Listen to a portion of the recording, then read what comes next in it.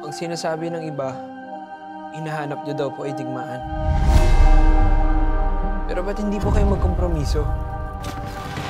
Isinusuka ko ang digmaan, Joven. Pero ang kompromiso, wala ba tayong karapatang magbuhay ng malaya?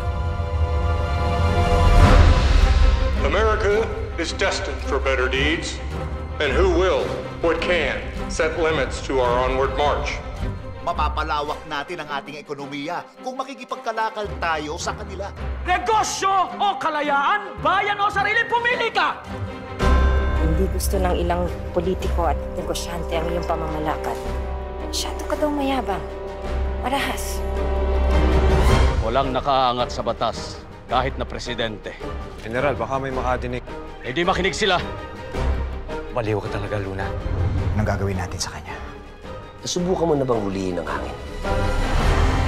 Sabihin mo sa ating mga kababayan na hindi nakakamit ang kalayaan sa pag-aaruga sa kanilang mga mahal sa buhay. Kailangan nilang magbayad. Ano pong kabayaran?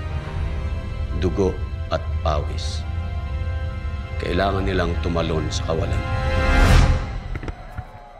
Isang direksyon lang pag-uutok! Huwag aksihin ang bala! Huwag!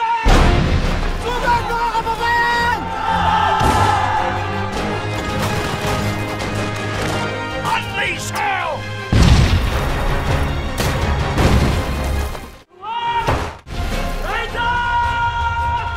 Si Luna ang pinakamahusay kong general. Mga kapatid, mayroon tayong mas malaking kaaway kaysa mga Amerikano. Ang ating sarili.